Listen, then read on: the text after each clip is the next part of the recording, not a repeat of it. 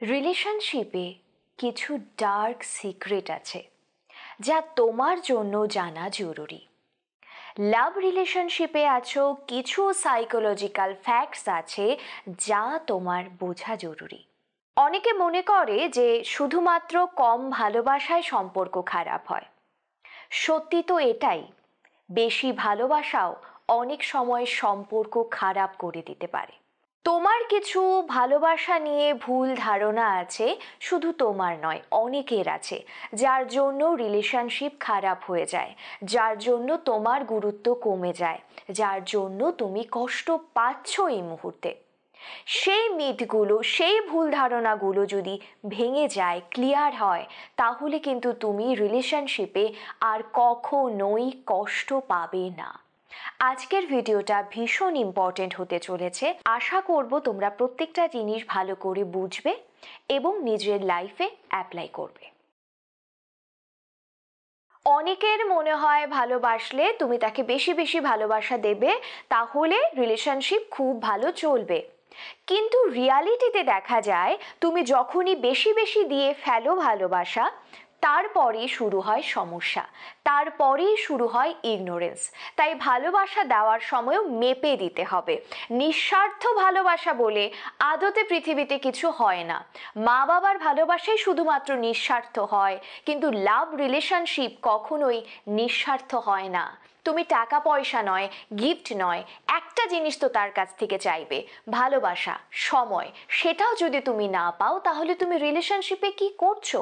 তাই যা দেবে বুঝে দেবে, না হলে পরে পস্তাতে হবে।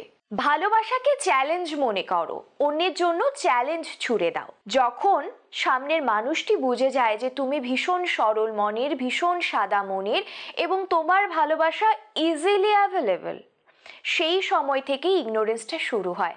সুতরাং সবাই একটু কষ্ট করে, যুদ্ধ করে, লড়াই করে ভালোবাসাটা পেতেই ভালোবাসে।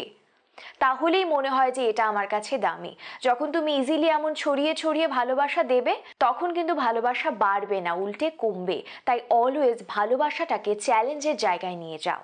রিলেশনশিপে ঝগড়া হয়, এটাই স্বাভাবিক, কিন্তু ঝগড়া কমানোর জন্য কখনো আরেকজনের কথায় হ্যাঁতে হ্যাঁ মেলাবে না। যখন সে ভুল, তখন ক্লিয়ার বলে দাও যে তুমি ভুল।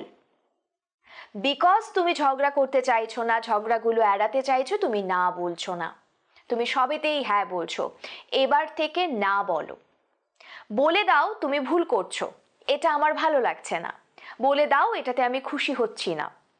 নিজের ফিলিংসটা সোজাসুজি জানাও। শুধুমাত্র ঝগড়া হবে এই ভয়ে নিজের ফিলিংসগুলোকে চাপিয়ে যাবে না।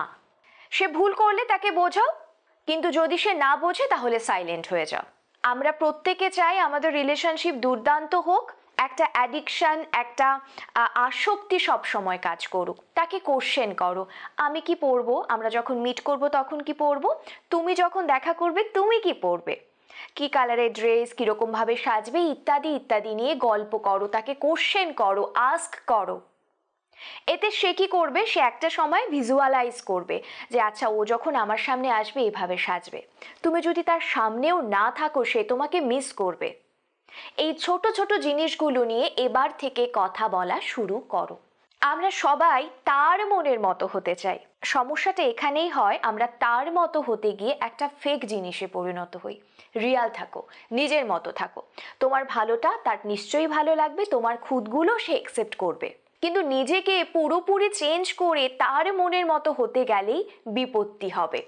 তাই অলওয়েজ রিয়াল থাকো, নিজের মতো থাকো। যে ভালোবাসার, সে তোমার ফ্লস এবং গুণ দুটো নিয়েই তোমাকে ভালোবাসবে। তোমরা অনেকেই এই ব্যাপারগুলো জানো কিন্তু মেনে চলো না। আমি বলছি এবার থেকে এই 5টা বিষয় একটু খেয়াল করে মেনে চলবে, তোমাদের রিলেশনশিপ দুর্দান্ত হবে, আমি কথা দিচ্ছি। ভিডিও কেমন লাগলো কমেন্ট করে অবশ্যই জানাবে। তোমাদের সমস্যার কথা আমাকে কমেন্ট সেকশনে জানাতে পারো, আমি চেষ্টা করব তোমাদের হেল্প করতে। প্রত্যেকে অনেক ভালো থেকো। Thank you.